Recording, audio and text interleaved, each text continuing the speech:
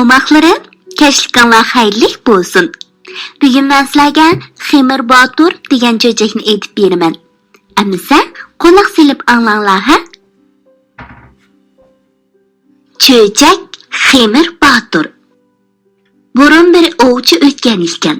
Uning birmi farzandi yo'q ekan. Bir kuni ovchi ovga chiqib ketganda ayoli ko'ngli yerim holda nonga xemir yo'g'irib o'tirib, xemirdan bir bola yasab qo'yibdi. U yig'lab turib non yeqivasa, bir o'rdak uchib ketib berib, "Ay ayla, uyda balang yig'layotdi" debdi. Ayol o'rdakning gapiga eran qilmasdan ishini qilaveribdi. Bir vaqtda o'rdak uchib ketib etib, yana shundoq debdi. Ayol yana ishonmasdan uyga kirmabdi. O'rdak 3-chi qitim uchib ketib berib yana "Hay ayla, balang bak yig'lab ketib boradi" debdi. Ayol "Voy, bizda yig'laydigan bola nemish qilsin?" deb uyga kiribdi. Qarasang, rasulillik xemirdan yasab qo'ygan bola yig'lab yotqudek. Ayol xushal bo'lib balani emitib baqsa, bola emibdi. 3 kundan keyin eri keldi. Qarasa, ayoli bola tutib o'ltirgan. "Bu kimning bolasi?" deb so'rabdi ovchi. Ayoli "Mening bolam" debdi. Eri ishonmasdan "Sen birsining bolasini so'rabsan-a?" deb yangi tuqqan ayollarning hammasini chaqirib balani emitkizibdi. Bala o'z onasidan boshqa hech kimni ammabdi. Shuningdan keyin ovchi "Rostingni ayta, qandoq topding bu bolani?" deyishiga ayoli "Mening xemirdan bo'lsa-mu, bolam bo'lsa dedim, teligimga yetkizdi" debdi. "Undoq bo'lsa, bu bolaning ismini Xemir Botur qo'yaylik" debdi eri. Kunlar, oylar, yillar o'tib, bala 7 yoshga kiribdi. Bala bir kuni "Dada, nega borasan?" deb so'rabdi. "O'g'u boraman bolam" debdi dadasi. "Sen borgan o'g'a menmi borsam bo'lamdi?" debdi Xemir Botur. "Yo'q, bolam, sen texi kichik" debdi dadasi. "Yo'q dada, men sening bilan birga boraman. Sening ishingni ko'raman va o'g'inaman" debdi Xemir Botur. "Hay, bo'pti. Ammo mening aytganimni ishlaysan-a? Tur deganda o'rningdan qo'zg'almaysan" deb chekibdi dadasi. "Xo'p, bo'ladi dada" debdi Xemir Botur. Shuning bilan ular o'g'ga chiqibdi. Bular cho'lmi-cho'l, tog'mi-tog', g'armi-g'ar, jangal-jangal, to'qaymi-to'qay arlab yurib, ko'p kiyiklarga gaz kapdi. Ovchi balsini sinash uchun bir bo'g'az kiyikni oldiga haydab berib, "Ot, bolam, ot!" deb baqiribdi. Xemir Botur otmoqchi bo'lib o'qyani kerib, otmabdi. Dadasi "Nemish qotmading, ha? Nemish qotmading?" deb qattiq baqiribdi. Xemir Botur ayibli kishidek dadasidan kechirim so'rabdi. "Dada, u bo'g'az kiyik ekan. Shuning uchun otmadim. Ayiblik men. Kechirasan" debdi Xemir Botur. "Ey, xayr, bo'pti. Unda bo'lsa, rahmat sana" debdi dadasi. Ular uyga qaytib keldi. Aradan bir necha yil o'tib, Xemir Botur dadasidan yolg'iz chiqib o'g'lashga ruxsat so'rabdi. U bir taqqa qarab mengibdi. Bir qancha tog'lardan eshib, bir g'arning ichida o'g'lab yursa, uningga bir ovchi yo'l qupdi. Bala bu odamning kim ekanligini bilish uchun "Men Xemir Botur bo'laman. Mushu tog'larni sayohat qilib, o'g'lab yuraman. Siz kim bo'lasiz?" deb so'rabdi. "Men tog' ora sayohatda yurgan tog' boturman" debdi yo'liqqan odam. "Undaq bo'lsa, ikkimiz do'st bo'laylik. Bu tog'larda beli o'g'laylik-ku" debdi Xemir Botur. Ikkisi do'st bo'lib ishkirlab mengibdi. Bir tog'dan o'tib, ikkinchi bir tog'ga yetibdi. U tog'da yana bir odam gaz kelib, ko'l yoqasida yashagan ko'l Botur bo'lib chiqibdi. Bularning barliq sirlari ma'lum bo'lgandan keyin uchi bir bo'lib ovchilik qilishibdi. Bir g'ardan makalashibdi. Birinchi kunlik tomoq uchun ovlash navbatini Tog' Boturga beribdi. Tog' Botur sahar turib bir kiyik etib kelibdi. U tomoqni pishirguncha qolgan ikkisi ovlab ketibdi.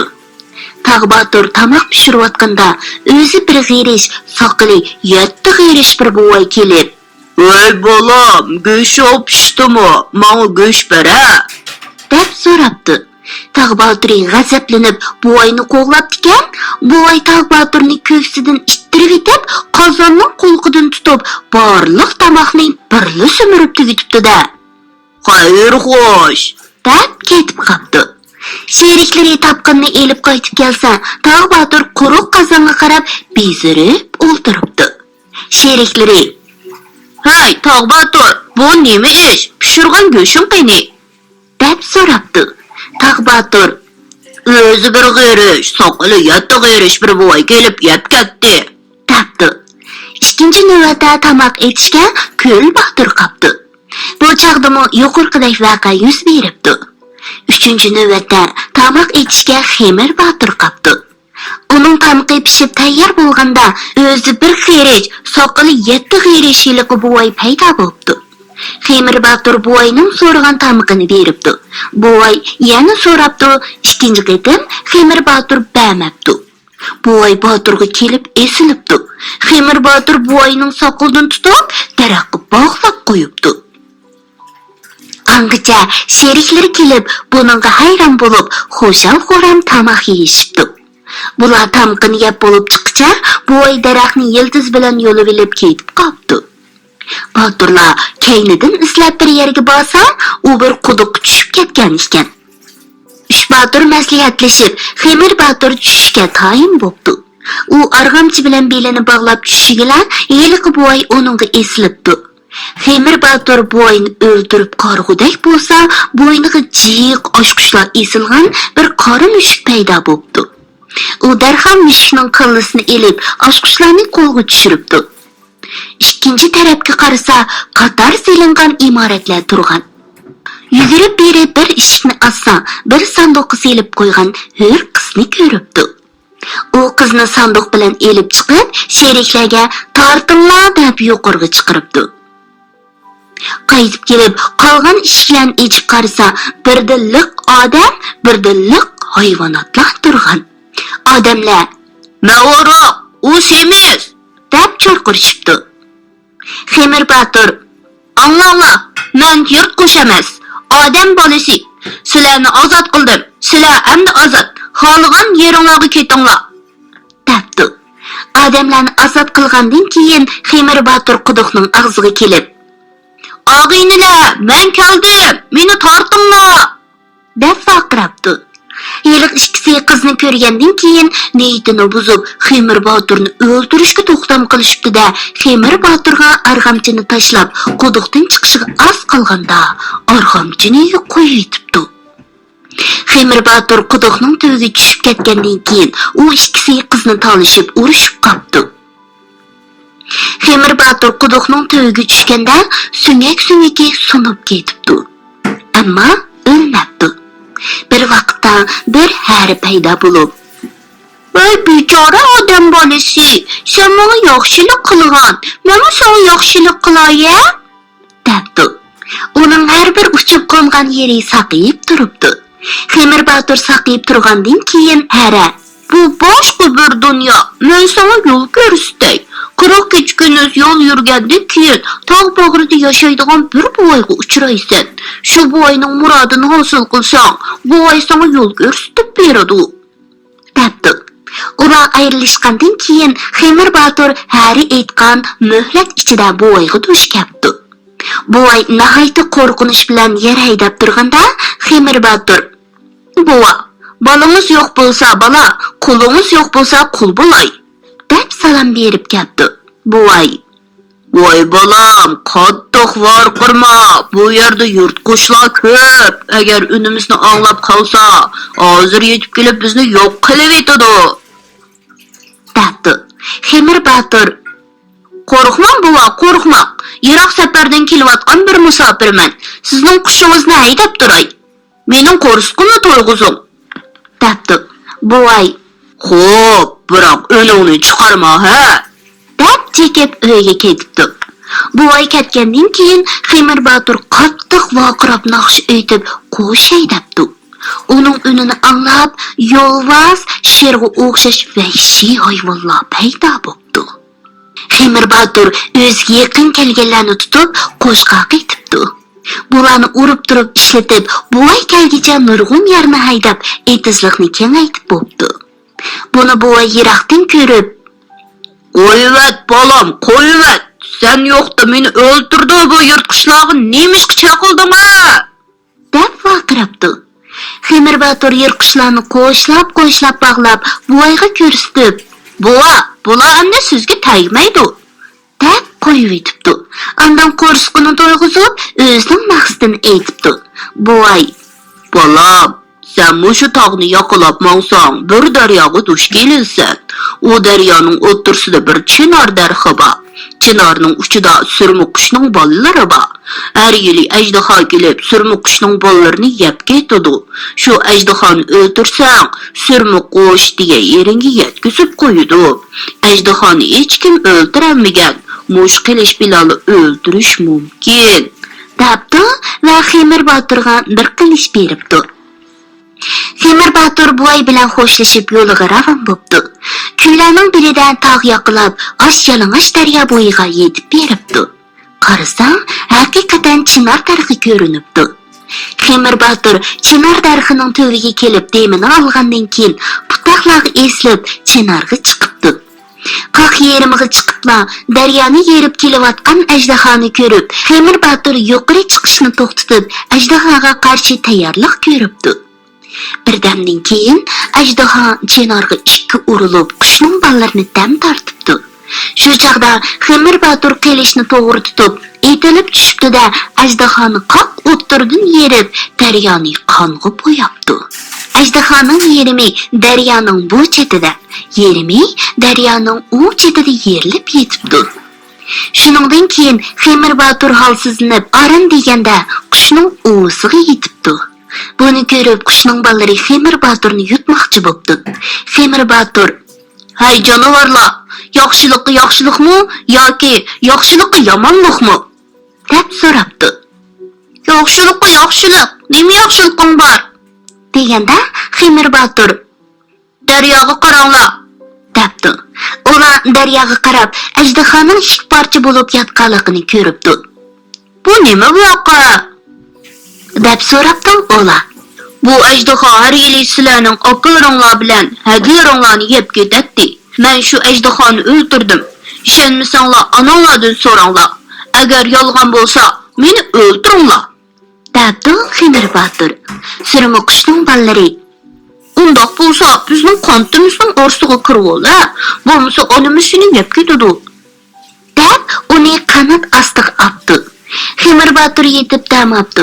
Bir ozdan keyin bo'ron shivirg'on bilan qor yomg'ir yog'dirib, surmuqush kapdi. Qushning ballari, "Bizning onamiz kelyapti. Qo'rqma yotqina, qo'rqma" debdi Xemir Baturga. Surmuqush o'siga qo'nishi bilan "Odamning po'riqi bog'u" debdi. Qushning ballari, "Hey, ona, yaxshilikmi yoki yaxshilikqa yomonlikmi?" deb so'rabdi. "Albatta, yaxshilik, yomonlik bo'ldi-da, bolarim" debdi onasi. Ballari, "Unda bo'lsa, sen daryoga qarab boqa" debdi. Qush daryoga qarab ajdahoning o'lib yotganligini ko'rib, "Buni kim o'ldirdi? Ha? Chiqar uni" debdi. Ballari uning qanotlari ostidan Xemir Baturni chiqarishi bilan surmuqush uni yutib etibdi. Ballari onasining og'ziga eslib, "Ona, nimishqa yaxshilikqa yomonlik qilasan?" deb so'rabdi. "Taqat qilinglar, ballarim" debdi surmuqush va bir hazodan keyin Xemir Baturni chiqarib, "Xayr, bu o'zi aqlliq bola ekan. Sizlar savri qilmadinglar, texmi aqlliq bo'ladi. Hay bola, sen endi nima tilaysan?" deb so'rabdi. Xemir Batur, Men bir musafirman. Mening tiligim yetmay, to'limi qiyin. deb ko'ziga yosh opdi. Surmuqush, Tiligingni ayt, men murodimga yetkazaman. debdi. Xemir Batur o'zining beshidan o'tganlarni so'zlab beribdi. Shuningdan keyin Surmuqush 40 kecha kunduzlik ozuq suyni tayyorlab Xemir Baturni ustiga mindirib yo'lga chiqibdi. 39 kecha kunduz ushqandan keyin ozuqi tugabdi. Bir kecha kunduz qilganda qush tamoq so'rabdi. Xemir Batur amalsizlikdan o'zining bir yampishining go'shtini kesib elib beribdi. Surmuqush yana suv so'rabdi. Xemir Batur bir ko'zni o'yib beribdi. Shuningdan keyin Surmuqush degan yeriga yetkazibdi. Bir aylanib yerga tushgandan keyin qush, Ang oxirgi kuni menga shundoq tatliq go'sht suv berding. U qandoq go'sht bilan suv edi? deb so'rabdi. Xemir Batur, Ozuq tugab, amalsizlikdan yonpishim bilan ko'zimni o'yib bergan edim. deyishi bilan qush Xemir Baturni yutib, bir ozdan keyin burunqi aksiga keltirib, to'lg'an yigit qilib chiqiribdi. Shuningdan keyin Surmuqush, Mana endi degan yeringga yetkazdim. Endi bolarimning yeniga boray. deb xo'shlashib ketib qopti. Xemir Batur aylanib bayqi quduqning og'ziga ketdi. Kelsa, sheriklari texich qiz uchun jang qilishayotgan ekan. Ular Xemir Baturni ko'ribla qo'rqib, qechib ketibdi. Xemir Batur qizni elib, ota-onasining yeniga qaytib berib, murodiga yetibdi. Omoqlarim, sizlar bu cho'chakdan nimani his qildinglar? Men bu cho'chakdan Xemir Baturning intayin aqlli, oq ko'ngil, qo'rqmas ekanligini, bo'libmi o'z yolg'iz o'g'i chiqishidan, birinchi bo'lib quduqqa tushishidan, yo'lvoz, sherga o'xshash vahshiy hayvonlarga yo'liqibmi ulardan qo'rqmasligidan, ajdaho bilan elishishidan uning intayin botir ekanligini his qildim. Voy, demisimi bu cho'chakni Xemir Baturdan o'rgangan yerlarimiz bak chiqqan-a? Undaqda biz Xemir Baturning bu esil xislatlarini o'zimizga ulgu qilib, atrofimizga qiyinchilik uchirganda yordam qila oladigan, Xemir Baturga o'xshash cho'nglarni ko'rganda salom beradigan, adab axloqli, oq ko'ngil, aqlli, bahodir bola bo'laylikmi? Shu vaqtda Xemir Baturning bizga apirin etmay qolmaydi. Omoqlarim, kech bo'lib ketibdi. Amsa bugun baldir uxlanglar.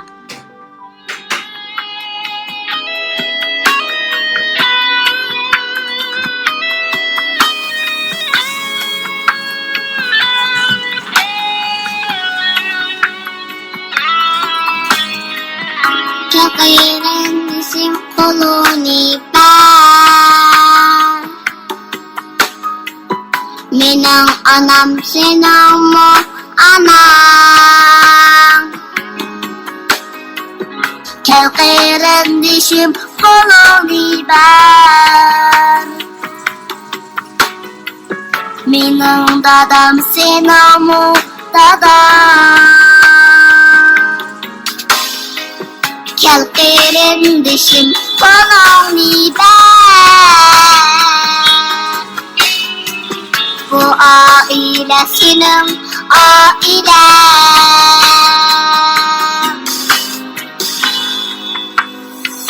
Bu rüyada yaşlılar gör. Bu dünyada analar gör.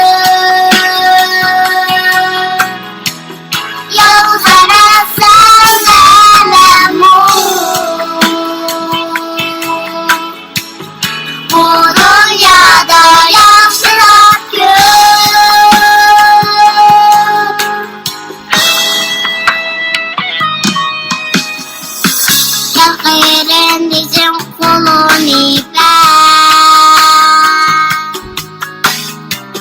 biraz bu dünya bekmut güzel. Kelkerin dişim koloni ben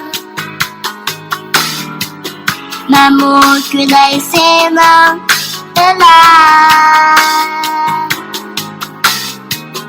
Kel qeyrindişim baloni ben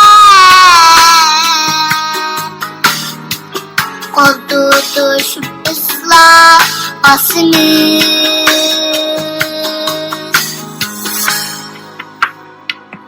Bu dünyada yaşlılar gün Bu dünyada anılar gün Yalnız ana sevmem Bu dünyada yaşlılar gün Bu dünyada yaşlılar gün Bu dünyada anılar gün Yalnız ana sevmem Bu